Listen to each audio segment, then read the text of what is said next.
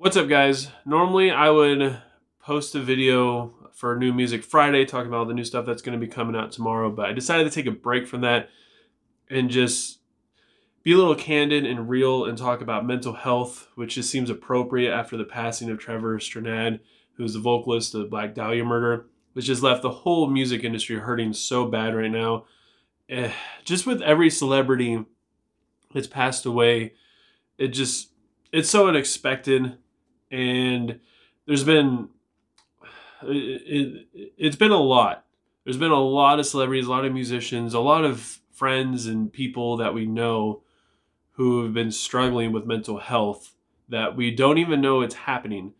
And I feel like it's just time to talk about it and just my struggles with it, and just it seems appropriate to acknowledge it. Yesterday on the Black Dahlia Murder Instagram page, they made a post saying, "It is with deep sadness that we announce the passing of Trevor Scott Strnad, beloved son, brother, and shepherd of good times.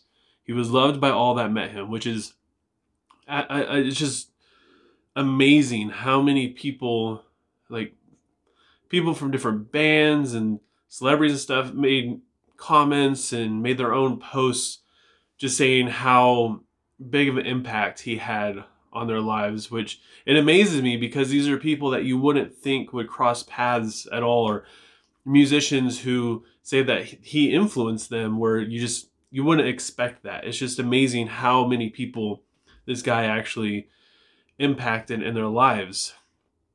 He's a walking encyclopedia of all things music. He was a hugger, a writer, and truly one of the world's greatest entertainers. His lyrics provided the world with stories and spells and horror and whimsy. It was his life to be your show. And then they left the number for the National Suicide Prevention Lifeline, so we can kind of all assume what happened. And when I read this, at first I saw somebody else's post and I went to the band page. It's just, yeah, here's a handful of pictures, or I guess 2 or 3 pictures that I pulled off of Trevor's Instagram page to show you what I mean. This isn't something you would expect from somebody who portrays themselves in this sort of way. It kind of reminds me of the meme, "This is what depression looks like," or the Robin Williams meme, "The face of depression," which just shows that this is an illness that hides in the shadows of smiles and cheerful eyes, and absolutely nobody is immune to it. Everybody's fighting their own battles and their inner demons, and we just don't know. And I don't necessarily suffer from depression as much as I do anxiety. And when I mean suffer, I mean suffer. Like about 10 years ago, I couldn't just sit on my couch and watch TV without randomly having a panic attack come on, and I didn't know what to do. I'd just get up off my couch, I'd walk outside, I would try to, you just couldn't get away from it because it didn't come from anything other than just it sort of happening. And like I would wake up in the middle of the night, my heart would be pounding, feeling like I just ran like a mile uphill, and I'm shaking. And I remember laying down in bed and I could see the bed sheets. Every time my heart would beat, the bed sheets would shake a little bit, and my heart was just pounding so bad, and all I could do was just lay there. And I eventually recovered from this with a lot of help from friends, and I spent many years anxiety free. I flew several times a week for when I was working doing construction for a railroad. I lived a very carefree life.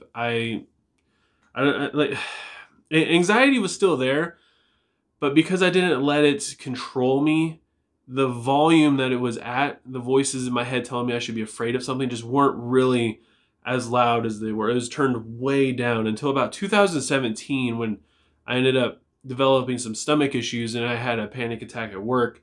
And then it came back a little bit, but once I got my stomach issues sorted out, it's because I was drinking too much coffee.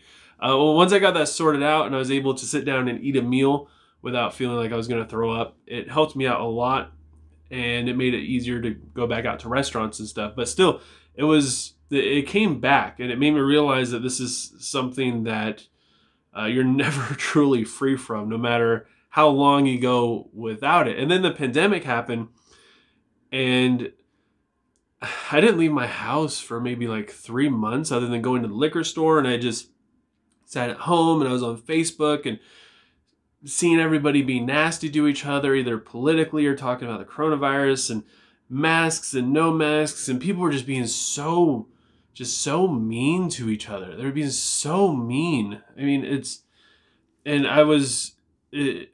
was building up anxiety within me, and I was becoming very sad, and since I wasn't going anywhere, it was fueling it even more.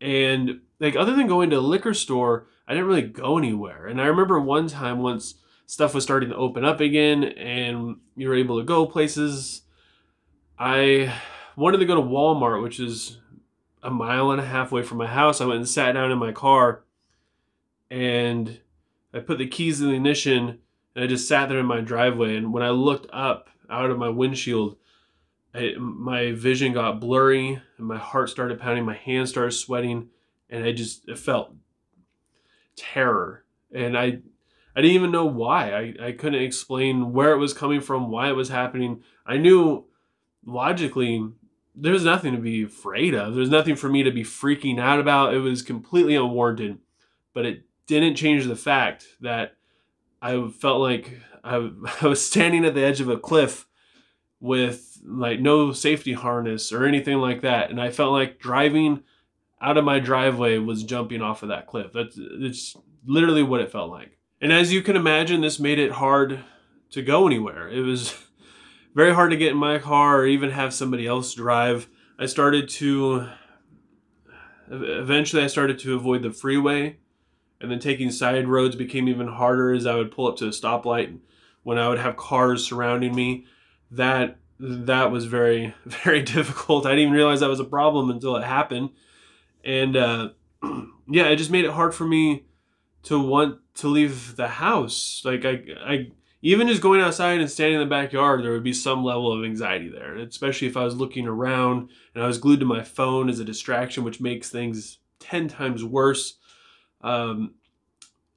Taking a shower. I remember getting in the shower one time, and it was tough to make it all the way through a shower without feeling like I'm just gonna jump out of my skin the entire time. So my work offers therapy sessions through Lyra. So I decided to give that a try, talk to somebody who, can maybe help me not feel like I'm so crazy. And that helped quite a bit. It got me back on the freeway. It helped me to not avoid stoplights, and it helped me to really understand what was going on. And when those thoughts of fear and the what ifs are what get you. When all these what ifs start coming in my mind, it helped me to combat them and battle them and work through it. So I was able to go and face my fear without becoming completely overwhelmed. But then last year, 2021 in February, we had to find a new place to live because the owner of our house, who we were leasing it from, decided to kick us out so he could sell the house. So he cut our lease short. He wanted to cut it short by about 6 months, and we said no. It turned into this big old thing, and eventually we ended up moving out around March.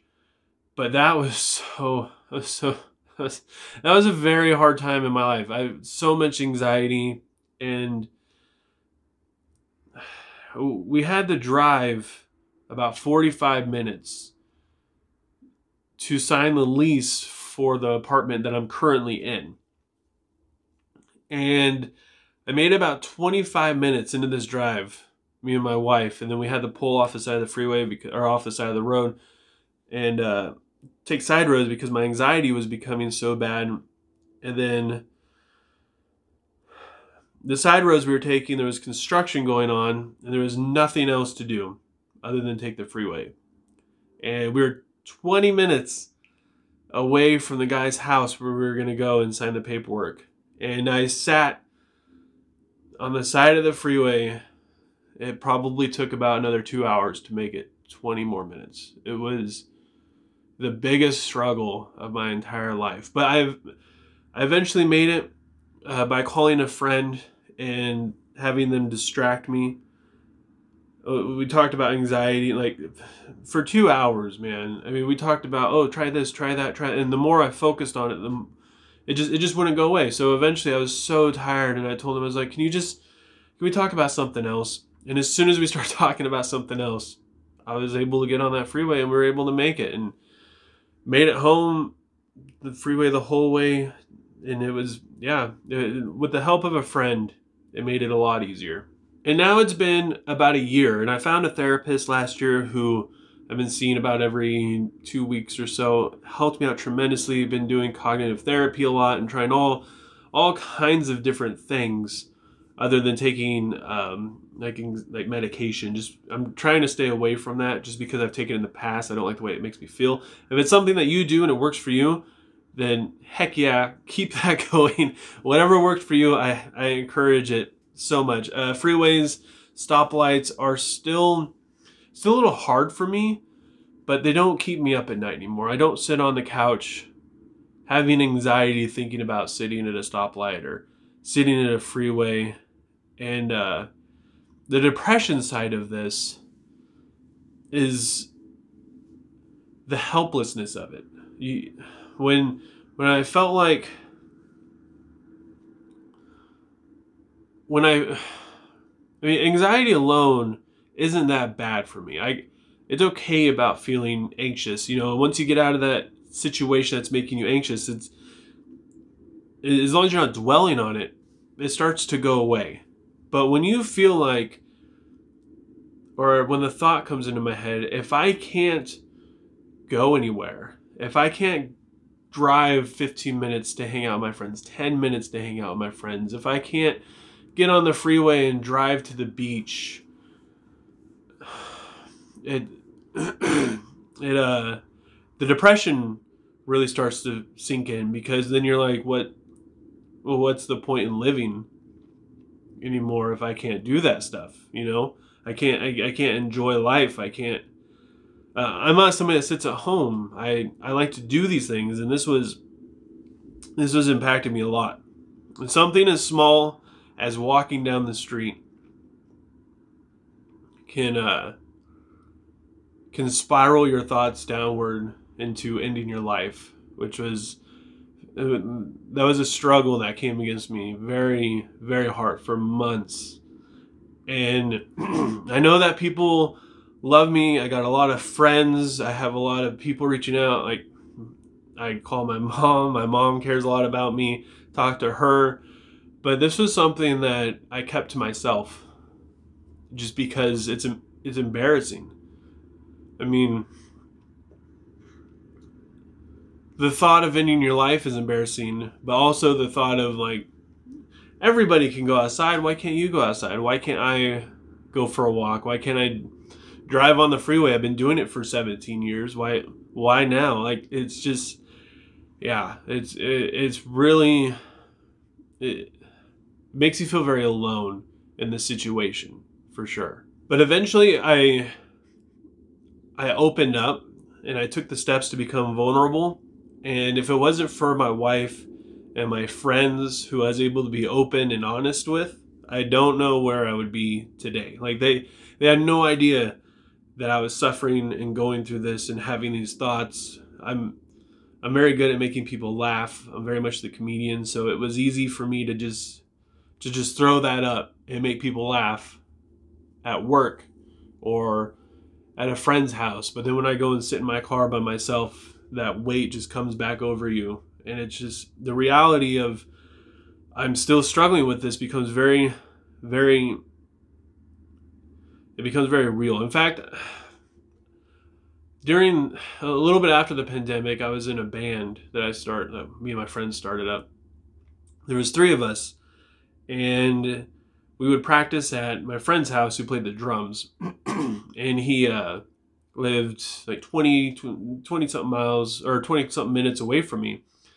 And I could get there through the freeway or side streets, whatever. And one day I was driving on the freeway, and it made it maybe 5 miles, something like that. And I had to pull off the freeway. I was so anxious, and parked at a gas station. I had so much anxiety, and I was already like I don't know, going to be 5 minutes late by the time I got there. And I was just so overwhelmed and felt so much shame and guilt that I was letting this feeling stop me. Even though this feeling was just a feeling, it was still completely consuming me in my mind.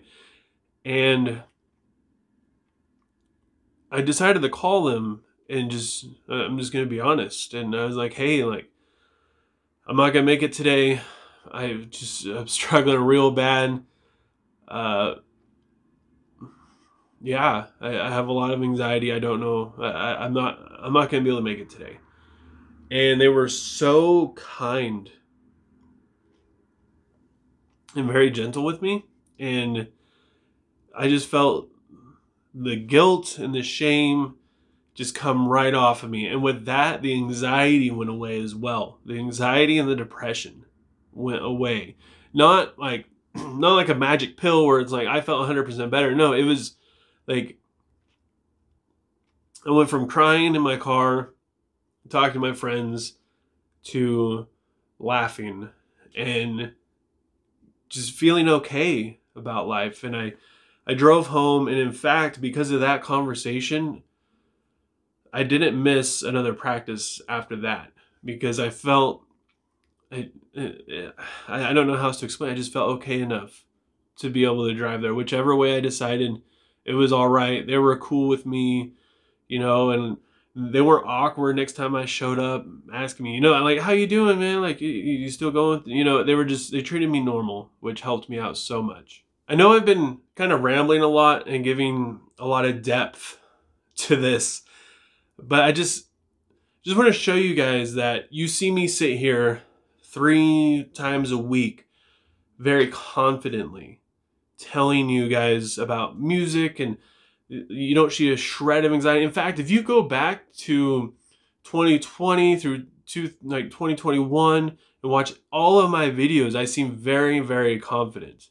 Like, there's a video where I had this bookshelf at my old house, and when we were moving, it was getting packed up. And that video took me so long to make because the shelves were basically all empty. And I remember when I set it up and I saw that it was all empty, it sparked so much anxiety in me, because I realized I had to leave. I had things to do. It was just so overwhelming. And seeing that empty bookshelf just pushed, you know, it just pushed that fear, that overwhelming panic in me even further. The panic that I knew I had to drive somewhere to sign this lease. And it's just very difficult. But in the video, you probably can't tell that. So I'm just trying to be as vulnerable as I can with you guys, showing you that depression and anxiety can affect anybody. Suicidal thoughts can affect anybody. And if it's something that you're going through, I'm also hoping that this video will help you not feel so alone, because that's one thing that hurt me a lot, was feeling like I was alone. I was alone in this. Nobody else felt how I felt. All my friends are doing fine. All my friends are okay. And then when I start opening up and telling them about, like, hey, dude, I'm not okay. I'm not going to be able to hang out today. I can't do it. And they're like, oh yeah, I deal with that too sometimes. And you're like, really? And it's just so encouraging, realizing that it's normal, especially now. It's very normal to feel this way with everything that's going on in the world. You're not weird. There's not something wrong with you. There's nothing where you just need to cheer up and you need to just feel better. You know, so when people tell you that, oh, just cheer up, feel better, think positive, it puts all that, it makes it seem like there's something that you're doing wrong and you just need to get over it. You need to change something that you're doing, when that's not the case at all. And I want you to know that if somebody is struggling with anxiety, somebody that you know, reaching out to them could be huge. It helped them so much. Having my friends, once they learned what I was going through, because none of them had any idea, they started reaching out to me so much more. And not in a way of like, hey, how you doing today? Things like that. Because for me, the more I focused on it, the worse it got. So if I called up a friend and was like, hey, I'm really struggling right now, and we just spent 2 hours talking about my life and why it sucks and why I'm depressed and how I wish it was better and different strategies to make it better. And, oh, have you tried this? Have you tried this? Have you done this? Have you done that? It doesn't help. So what I would do is my friends would call me up and would talk about literally anything else. Any video games they've been playing lately, any TV they've been watching lately. What have you been up to? Pretty much just catching up. And it pulls you out of your mind of struggling with it. Because with anxiety and depression, you just get so wrapped up in your mind. You want to escape your mind. You want to escape the things, the thought cycle of fear and anxiety, and you suck and it's never going to get better. And it's just, it pulls you out of that. And if that's something you're going through and you call up a friend, just know that even though they're trying to help, those things that they're saying to you about just get better, just feel better, just think positive, they're not trying to hurt you, but at the same time, those things aren't doing you any good. So try to shift the conversation to something else, because doing that has helped me through so many different things. It's pulled me out of depression. It's pulled me out of thoughts of suicide. It's helped me when I'm in the middle of having a panic attack on the side of the road, when I call a friend and he just responds with, trying to have a good day at work today, or try to enjoy work today. And it just pulls you out of that, changes your perspective. And that's where my anxiety comes from. It comes from perspective of the situation instead of the reality of the situation. When I view something in my head as giving me anxiety before I even face it, I have anxiety days before I even have to come to that situation. Like, I have to drive to work on Monday and it's Friday, and I start thinking about driving to work on Monday, I get really anxious and it ruins my entire weekend. And then when it does come time to go to work, I can barely even move my feet.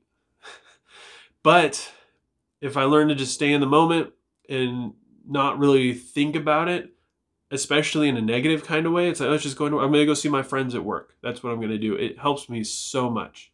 I know I rambled a lot throughout this video. I did this as candid as possible. I didn't really write anything down, so I don't know. My thoughts have been kind of back and forth and everywhere. But basically, if you're going through depression, anxiety, you're not alone, and reach out to somebody, because it'll help you so much. And if they don't help you, if they judge you, if they're mean to you or whatever, there's something wrong with them and not you. And if you know somebody who's struggling with their mental health, don't hesitate to reach out to them either.